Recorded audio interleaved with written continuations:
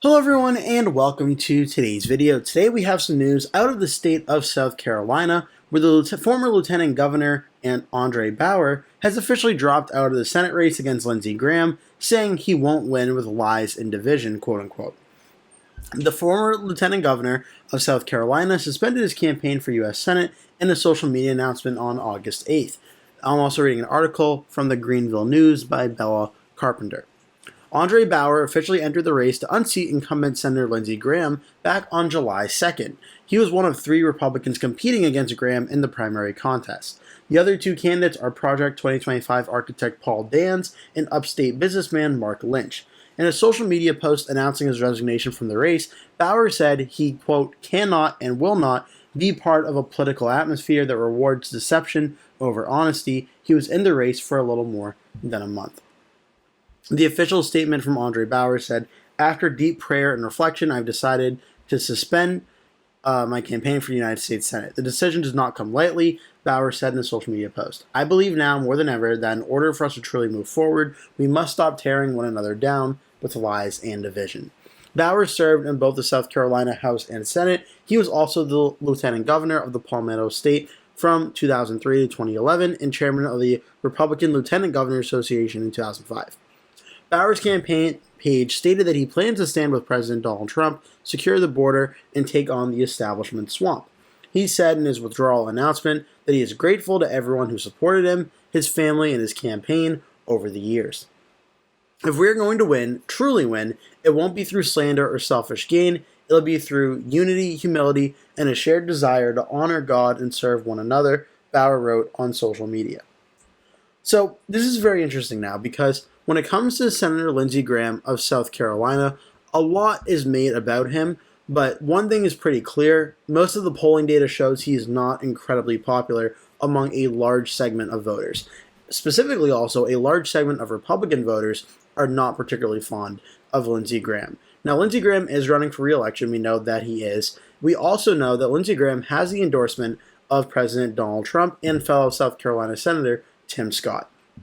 And it seems President Trump lately has been reaffirming his support for Lindsey Graham time and time again at several events that Graham has done. In a move that's honestly baffling a lot of Make America Great Again Republicans that are not too thrilled with Lindsey Graham. A lot of them are shocked as to why President Trump keeps supporting Lindsey Graham so much. But the fact is that Lindsey Graham is still facing a Republican primary challenge. However, though, Andre Bauer, I would argue, is the most high-profile challenger that Graham was facing.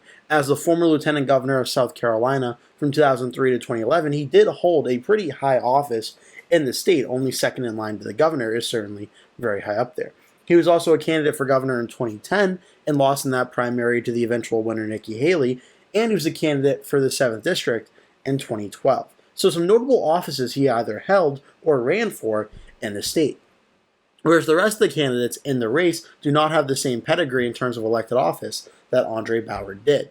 Now, there is still one very well-known, or I would say notable candidate in Paul Dans, the former chief of staff at the Office of Personnel Management in 2020 and author of Project 2025. Obviously a very big campaign talk and tool the Democrats especially tried to use in the 2024 election against President Trump. Ultimately, it did not end up working as President Trump did win the 2024 election, but this could be a very interesting scenario here as he may be seen as the chief challenger to Lindsey Graham now that Andre Bauer is out of this race. There hasn't been too much polling done thus far. The only poll from Qantas Insights, which showed Lindsey Graham versus Mark Lynch, showed Graham with about a 25-point lead in June at 48 to 23%, with 29% undecided. And the poll from Pulse Opinion Research back in May showed Lindsey Graham leading 43% to 29%, 5% other, and 23% undecided.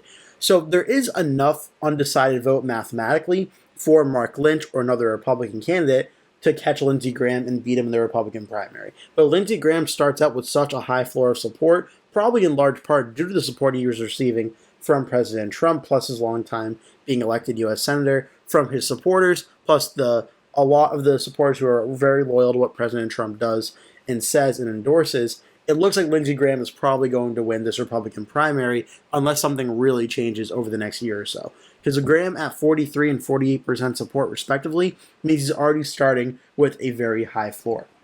Where to compare some other Senate races, like in Texas, where John Cornyn's starting out against Ken Paxton in that primary challenge, Cornyn's only starting out usually in the low to mid 30s, and if he's lucky, breaking into the low 40s. Whereas Lindsey Graham is starting out in the mid to high 40s in these two polls, suggests that Lindsey Graham is more likely than not going to win this Republican primary unless all the other candidates drop out of the race and coalesce around one candidate. Whereas right now, Andre Bauer is officially out of the race. I would argue he was the he was the most highest profile candidate that could have put a legitimate shot or legitimate fight up to Lindsey Graham. Without him in this race, though, I'm not sure if Paul Nance or Mark Lynch or Thomas Murphy can take down Lindsey Graham when he already has the endorsement of President Trump. And not to mention, Lindsey Graham does have roughly $15.6 million cash on hand, and he could essentially spend every single penny of that touting his endorsement by President Trump on South Carolina airways. So I think Lindsey Graham now is probably going to win the Republican primary, much to the disdain, I'm sure, of a lot of Republican voters in the state of South Carolina.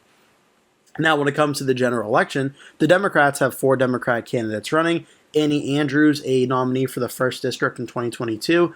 Brandon Brown, a nominee for the South Carolina's 4th District in 2004 and 2018. Catherine Fleming Bruce, a candidate for U.S. Senate in 2022. And Kyle Freeman, a logistics professional. Also, another Democrat, Christopher Garcello, has filed paperwork with Joe Walsh, the former Republican U.S. Representative from the 8th District of Illinois and candidate for president in 2020, also being talked about as a potential candidate. The Democrats do have some options in this Democratic primary of who they could run, but the odds are certainly stacked against them in this race, as the political prediction rankings for this race have it as solid Republican and safe Republican for Inside Elections, Cook Political Report, and Salvador's Crystal Ball, and it really makes a lot of sense. South Carolina in 2024 voted for Donald Trump at the presidential level by 17.9%, more than the 15% required to be a safe Republican ranking. Without a doubt, South Carolina was a safe state in 2024. What the Democrats may look to for optimism is 2020, where South Carolina voted for Donald Trump by 11.7%, and in 2016, where it voted for Trump by 14.3%. So technically, 2 out of the 3 most recent presidential elections, it was a likely Republican state, not a safe Republican state. At the Senate level, it's really a tale of 2 different candidates here. So, and Tim Scott in 2022, Scott won by 26 points by a very large safe Republican margin. Tim Scott holds much higher approval ratings in the state of South Carolina than Lindsey Graham. Whereas in 2020, Lindsey Graham, a lot more of a competitive election. Graham won against Democrat Jamie Harrison in what at the time was the most expensive Senate race in United States history. Jamie Harrison raked up large amounts of money in that race as the Democratic challenger. Graham ended up winning by 10.3%, and the fact it was so close, in large part, was due to the fact that Graham was very unpopular by a large segment of South Carolinians.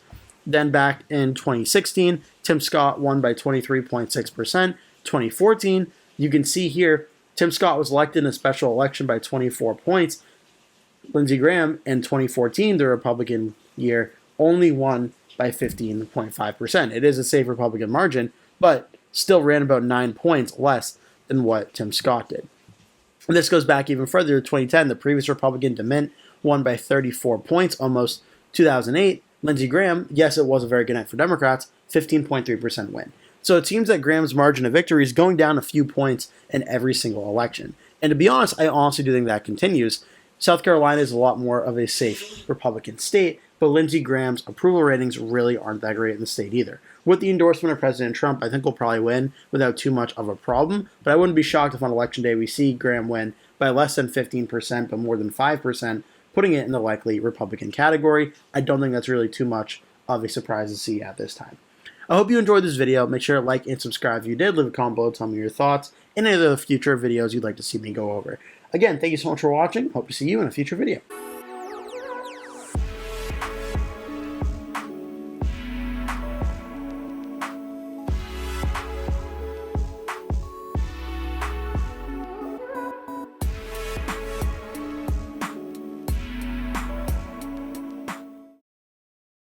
Hello everyone and welcome to today's video. Today we're talking about a very interesting story from the Post and Courier.com, which is that Glenn Youngkin, the Republican governor of the state of Virginia, a possible 2028 frontrunner, makes a case to South Carolina Republicans at their annual fundraiser.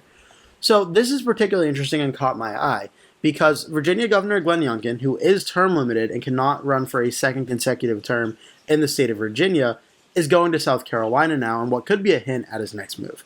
This article begins by saying that Virginia Governor Glenn Youngkin rubbed shoulders with major donors at South Carolina Republican Party's annual Silver Elephant fundraiser, fueling intrigue around a possible run for president in 2028.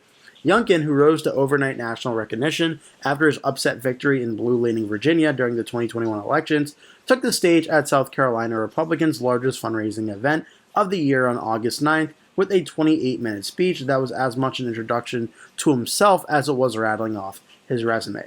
He shared the story of what led him to run for governor and his decision to take sides at a time Virginia was still in the throes of the COVID-19 pandemic. He played to the crowd, discussing barbecue and sweet tea, joking that the nation was founded in Virginia before citing South Carolina legend Francis Marion as his, quote, favorite freedom fighter of all time. But he also listed his own accomplishments as governor, bragging about his more than 400 vetoes last session out of his state's Democratic-controlled legislature, while rattling off a series of conservative policy wins, purging non-citizens from the voter rolls, slashing taxes, restricting transgender athletes' ability to participate in women's sports, and expanding parental rights in the classroom, a key campaign issue during that 2021 election. We put parents back at the head of their table, he told the crowd, because parents should raise children, not governments. It's still unclear what Youngkin intends to do once his final term concludes. Introducing his fellow Republican, South Carolina Governor Henry McMaster had little to offer beyond noting his counterpart was, quote, a great man, and that while didn't know what he's going to do next, he's on our side. But among those poised to inherit the post-Trump Republican Party, Youngkin seems uniquely positioned. Youngkin, who delivered his party's first statewide victory in Virginia since 2009, is term limited and has only recently begun making inroads into national politics. He is polling poorly nationally, though. A June poll by Emerson College had him polling at just 1% among a dozen possible candidates. But the election is still years away, and Youngkin, while an overnight success, is only just beginning to make inroads into national politics.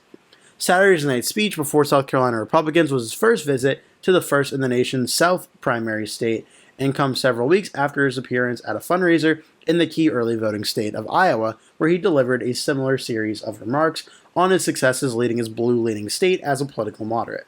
Youngkin also visited South Carolina's delegation breakfast at the 2024 Republican National Convention in Milwaukee last summer, where he met with top influencers in the state party. And then it shows some posts from X from South Carolina Republican Party and Glenn Youngkin about the event that he visited. Still, the National Party has in large been defined by President Trump, while Trump himself personally suggested in a recent interview with Fox News that Vice President J.D. Vance and Secretary of State Marco Rubio are the most likely to assume Trump's mantle once his second term concludes. South Carolina Republican Party Chairman Drew McKissick, however, says there could be opportunities for candidates outside of the Trump mold to find their place atop the ticket, particularly after assessing where the party sits after the 2026 midterms. I mean, we've got a good bench, McKissick told the Post and Courier. We've got a lot of great governors and senators and other folks out there who served in the administration or are out of it, and can bring a lot to the table. And we've got the luxury of being able to look at all these potential candidates and take our time. Youngkin in South Carolina could have some influential early backers. Longtime U.S. Senator Lindsey Graham, who once floated Youngkin as his choice to run as Trump's vice president to, quote, expand the map for Republicans in last year's presidential race, levied praise on Youngkin in remarks to reporters ahead of his speech, saying he believed he could round out the party's profile nationally. I think Glenn fills a lane in our party that, quite frankly, is going to get bigger over time, he said. Delivering results, being a little less ideological and a little more practical, I think will be in the mix for a long time to come. Now, this is very interesting because, as always, actually, before I move on, this article was written by Nicholas Reynolds, who covers politics for the Post and Courier, a native of central New York. He lives in Columbia. Definitely check this out. This is a very great article. If you want to learn more about it, it was very, very helpful. So this is very interesting because 2028, we're still a long ways away, but I've been starting to do some videos about a lot of candidates that could be running or rumors of candidates running, particularly in the Democratic side, because that's where things have been getting the most interesting in terms of the Democrats making noise. But on the Republican side, things are starting to heat up a little bit as well. But as the aggregate shows you on Wikipedia here, Glenn Youngkin's name, as the article mentions, really not been close to find here. We see that J.D. Vance has an overwhelmingly commanding lead in the race to the White House polling average at 49.1%. Donald Trump Jr. is in second at 11.1, Ron DeSantis in third at 10.7, Marco Rubio is in fourth at 8.6, RFK Jr. has 5%, Nikki Haley 4.7, Chris Christie 4, Vivek Ramaswamy 2.8, and then 11.9% of candidates all combined for other candidates. And you're going to find Glenn Youngkin in that mix. Now, just to show this here, we do know that Glenn Youngkin does start out with a little bit of support. Not a lot, but a decent amount of support here when everything is taken to account. Glenn Youngkin starts out at about 1% support, which obviously is not a lot and probably not a great starting point for 2028. And that's the reality for the Republican Party right now, is this is all really consistent on how President Trump is doing for 2028. If President Trump and his administration is viewed positively, not just by a majority of Americans, but by a majority of Republicans, especially, J.D. Vance, if he decides to run, will be the Republican nominee in 2028. He's the Vice President of the United States. Other candidates could try and run against him, but the odds of him losing to other Republican candidates as the Vice President, when the President is currently so well approved of by the party, the odds of Vance losing that would be very tough. But if for some reason J.D. Vance either decided not to run or the Trump administration was doing so poorly, then this could be a situation of Glenn Youngkin decides to run for president in 2028 and get his name out there. Maybe he hopes to become the nominee, but even if he doesn't, maybe it gets his name out there for another future run, perhaps in 2032. Because this could go one of two ways. 2028 right now could either be another very competitive election like 2024, like 2020, like 2016. That would probably be the best case scenario for the Republicans. There is a scenario where everything's going so great for President Trump that the Republican nominee, whoever it is, wins in a landslide. But I think given President Trump's approval ratings at this current point in time, where last time I checked he was at 45.8%, the odds of that being the case are probably not as high as the other possible scenario, where things are kind of in between where they are now, where Trump's approval rating remains around 44-45% throughout his term, or we see essentially a bottoming out going into 2028, where if Americans are not liking the job President Trump is doing, there could be a desire for real change. That would strike up some similarities to maybe 2008 or 2012, where Mitt Romney ran for president in 2008, came close against John McCain for about a week or so, but it became pretty clear McCain was winning that primary without a doubt. But then again, after losing that primary, Romney decided to run for the nomination again 4 years later in 2012 and ended up winning that nomination. Now, Romney did not win the general election in 2012, but I don't think Glenn Youngkin's path there could necessarily be that different. I think everyone pretty much knows and assumes that J.D. Vance will be the Republican nominee for president in 2028 if he decided to run. And that is an if at this point in time, but I think Vance would be the nominee if he did run. But what if Vance runs in 2028, the Trump administration is not doing too well or not too liked, and what if Vance loses an election that is not close enough for him to justify running for president again in 2032? Because J.D. Vance is still very young in terms of his political career and his age, that even if he lost in 2028, if it was a competitive election, he could probably run it back and run again in 2032 after 4 years of a Democratic president, and it would essentially kind of be a repeat of 2024. But if Vance lost so badly that he decided to stay out of it, could Glenn Youngkin then come back after running for president unsuccessfully in 2028 and maybe have a better chance in 2032 and sort of a post-Donald Trump and maybe post-J.D. Vance Republican Party? That could be a scenario too.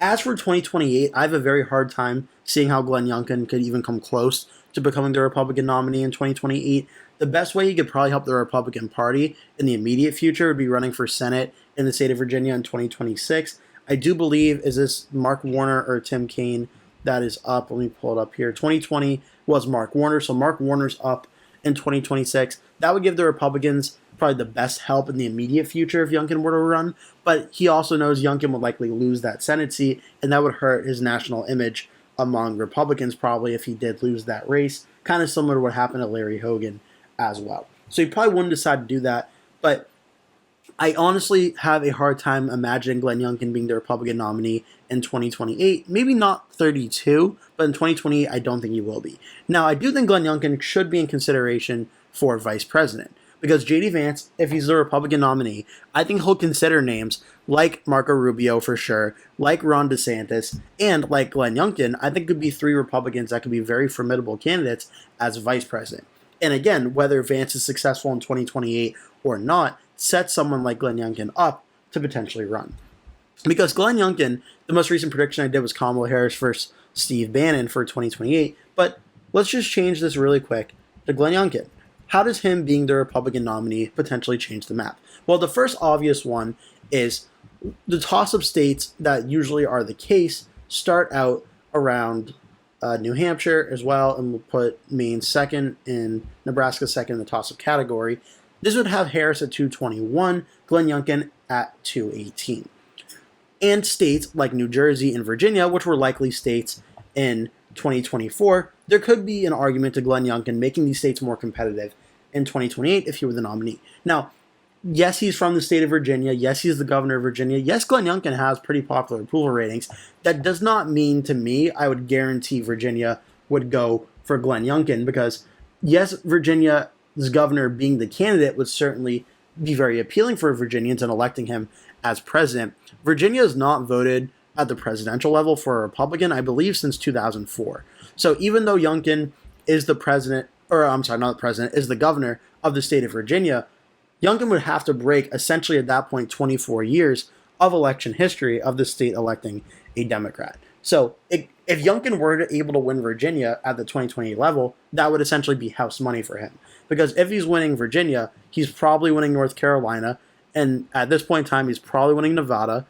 He's probably holding on to Arizona. Georgia's going to be 100% a coin flip, but if he's winning Virginia, the election's probably going well enough where he's very narrowly winning Georgia as well in 2028. This could get Glenn Youngkin over 270 without having to win any of the Rust Belt states, Wisconsin, Michigan, Pennsylvania. So this map with Glenn Youngkin running essentially looks more like, again, as that comparison, a Mitt Romney 2012 pathway to victory, more so than a Donald Trump 2024, 2016 pathway to victory in terms of what his strategy would be. But now, let's say, even though Glenn Youngkin's the governor of Virginia, let's say he's not able to win the state of Virginia, it's too Democratic at the presidential level. Well, that would still get Youngkin up to 267 if he won these states, and then he could still go out and win one of Wisconsin, Michigan, Pennsylvania, or New Hampshire and get him over 270 that way. So Youngkin being the Republican candidate, I think in a general election sense would actually be pretty good for the Republican Party.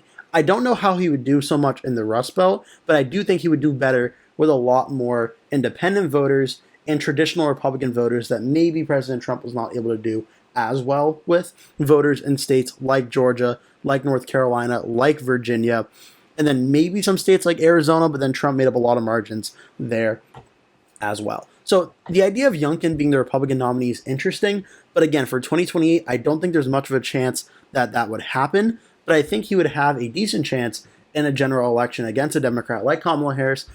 Again, seeing red Virginia at the presidential level, it's possible he could win it. I wouldn't bank on it, but that could certainly be into the conversation as well. But I want to hear what you think. Leave your thoughts all down below in the comment section. Thank you so much for watching, and I hope to see you in a future video.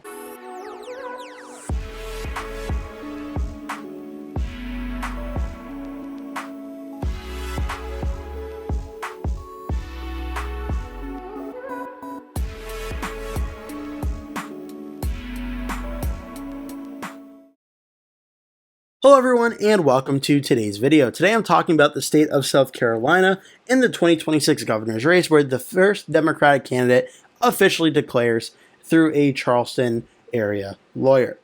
So in an article released by Marissa Thompson of Live 5 News in South Carolina, in Charleston, South Carolina, a low country lawyer is stepping into the race for governor, marking the first Democratic candidate to announce a gubernatorial campaign. Mullins Mcleod, a Charleston injury attorney, announced his run last Monday, presenting himself as a choice for South Carolinians looking for, quote, a faith-driven servant leadership as a cure to the cancer of corruption now in power. The establishment in Columbia does not want us to know they have sold us out for their special corporate interests. I can beat corruption because I am not tempted by corporate interest money. I don't need it, Mcleod says. I can do the work to protect and promote our beautiful state by relying on my faith and my commitment to both transparency and fiscal conservatism. A South Carolina-born man, Mcleod, 53 years old, was born in Lexington and grew up in Walterboro as a third-generation lawyer. He says he's built his career on helping people get justice, a goal he looks to mirror in the office of governor. As a founder of Mcleod Law Group in Charleston, he has championed justice in cases involving toxic torts, civil rights violations, wrongful death, catastrophic injuries, nursing home abuse, and commercial negligence. His firm's wins include record-setting wrongful death awards in South Carolina and millions recovered for clients across multiple states. His campaign announcement reads, "There's a truth teller among us. I love South Carolina and its people. I'm running for governor to put the service back into public service. My family taught me that to whom much is given, much is expected. To me, that means servant leadership," Mcleod says. "Political power belongs to the people, and I will be your instrument of that power to promote the common good and not the special interest. If you love South Carolina too, help me take back our government." Mcleod's campaign platform is made up of what he calls 5 principal pillars, which he describes as follows. Education, reform, and literacy. Mcleod plans to advocate for early grade literacy improvement, emphasize the change 68% of 4th graders are currently not reading proficiently, and 71% of 8th graders fall short in math, crises that demand urgent action. For infrastructure and safety, Mcleod hopes to tackle South Carolina's historically poor road safety record. Mcleod calls out past administrations for neglecting maintenance and transparency in public works. For economic fairness, part of his platform is to, quote, reform corporate tax structures to ensure that large corporations pay their fair share rather than just one dime while workers pay the rest. Mcleod pledges to create opportunities for small businesses and working families. For government accountability, he's looking to root out corruption and undue corporate influence in Colombia. Mcleod pledges to make the government transparent and responsive to the people, not to lobbyists and special interests. For healthcare and social justice, his final pillar is to, quote, protect vulnerable communities and expand access to healthcare, emphasizing mental health services, especially after experiencing firsthand the toll that litigation, exhaustion, and public pressure can take on caregivers, advocates, and communities alike. Mcleod says the launch of his campaign also marks the start of his work in statewide outreach. He plans to hold town halls, policy roundtables, and listening tours throughout the entire state of South Carolina. Mcleod was arrested back in May on public disorderly conduct charge and released from the Alcannon Detention Center on a personal reconnaissance bond. Court records do not indicate that his case has made any progress, but he was scheduled for a court day back in June within the city of Charleston Municipal Court. A police report indicates Mcleod was displaying symptoms typical of an individual under the influence of a stimulant narcotic, but does not mention whether he was tested for any substances while jailed. Mcleod is the only Democrat so far to launch a campaign. South Carolina has not had a Democratic as governor since 2003. State House Representative Jermaine Johnson of Richland County stated that he had formed an exploratory committee and was considering a run, but no formal campaign announcement has yet been made.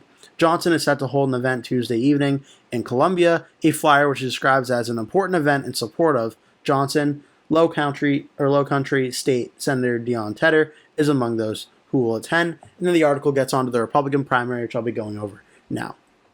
The filing for office in South Carolina is not open until March. The primary is going to be in next June. So this is very interesting because South Carolina, as the article mentioned, is typically thought of more of a red state. And as the article also mentioned, it had not elected a Democratic governor since 2003. Now, at the presidential level, we see that President Trump won the state by 18 points. In 2024, a safe Republican margin. In 2020, Trump won it by 11.7%. In 2016, it went Republican by 14.3%. So Trump has won South Carolina by double digits in all of his 3 presidential elections. Mitt Romney won it by 10.5 in 2012. 2008, John McCain only won it by 9 points. Now, looking at that governor's election, where I believe that would be the 2022 election, would be the last time that it went, or actually, I'm sorry, it was a Republican won in 2002, so 1998 would be the last time it went blue, where the Democrat Hodges won by 8 points against the Republican Beasley by roughly 570,000 votes to 484,088 votes in this election. Jim Hodges was state representative and faced off against the Republican David Beasley in this race. Now, of course, 4 years later, in 2002, in this election, Hodges ends up losing a close election to the Republican Sanford by 5.8%, 585,000 votes to 521,000. The incumbent Democratic governor loses. And since then, South Carolina has elected a Republican governor every time. 2006, Sanford won by 10. 2010, the great Republican year, it was actually a close race. Nikki Haley defeated the Democrat Shaheen by 4.5% in a very close election, actually, for South Carolina governor. 2014, Nikki Haley won by 14.5% against that same Democrat in a rematch. 2018, the Republican Henry McMaster won by 8 points against the Democratic candidate. 2022, Henry McMaster won by a safe Republican margin of 17.4%, and now we're all caught up for 2026. As for this race right now, the Democrats have an opportunity here because the Republican primary is wide open and is expected to be very, very contentious. With the Lieutenant Governor Pamela Yvette in this race, and State Senator Josh Kimbrell, U.S. Representative Nancy Mace, U.S. Representative Ralph Norman, and Alan Wilson, the Attorney General of South Carolina, all running, these are all 5 pretty well-known candidates in the state of South Carolina, and I'm sure they're going to be going after each other a lot, especially as the primary cycle really starts to heat up in this competitive primary. Now, the incumbent governor, Henry McMaster, in case you're unfamiliar, is term limited and cannot seek a third consecutive term in South Carolina. That's why the race is wide open, and it's certainly going to be very competitive on the Republican side. That could open the door for the Democrats if things are wide open in terms of forming around one candidate, whether it's Mullins, Mcleod, or if Jermaine Johnson decides to run for this race, and maybe avoiding that competitive primary where some Republicans, voters, and supporters may be hurt by the nominees that do end up winning. Maybe they decide to sit home, which lowers the margin of victory in the fall for the general election. That could potentially happen. Now, on the Republican primary side of things, I kid you not, this race is so incredibly wide open. We have absolutely no clue who the Republican primary is going to be at this point in time. It could be Pamela Yvette. She's leading in the Trafalgar poll from back in March. Nancy Mace is usually polling in either first or second in these polls. She starts out at 16% in the South Carolina policy poll, First Tuesday Strategies poll. Alan Wilson is leading in one poll at 21%. He's in second at 15% in another one. Ralph Norman has a pretty decent floor of support around 6% and up to 11% in both of these polls. He's usually polling around third or so. It looks like it's a 3-way race between Evatt, Mace, and Wilson at this current point in time, but a lot of undecided vote is left out there. As for the general election, though, Cook Political Report, Inside Elections, and Saddle Crystal Ball all have the race listed as safe for the Republicans. And even though South Carolina showed some competitive governor elections in the past, 2022 being a safe Republican win probably doesn't put a lot of optimism out there for Democrats going into 2026. As for the governor's ranking for 2026, I do have South Carolina starting out as solid for the Republicans as a 15-point margin of victory or more in the state. I am going to closely monitor this race, though, because I would not be shocked if we talk about this race come Election Day 2026, where it ends up being a little bit more competitive, under 15%, maybe even ends up being around a 10-point victory, if not a little bit less. I wouldn't really be shocked because in the very recent history of 2022 and 2024, South Carolina has been a safe Republican state. But for a lot of the 2000s, the state has not been a super safe Republican state at the governor level. So I would not be too shocked to see this race fall under 15%, but for now, I'm starting it out as safe for the Republicans. That's all I have for you in today's video. Thank you so much for watching. Please remember to hit like and subscribe if you enjoyed this video. Make sure to leave all your thoughts and comments in the comment section down below. I always check the comments out, so make sure to do that. Again, thank you so much for watching, and I hope to see you in a future video.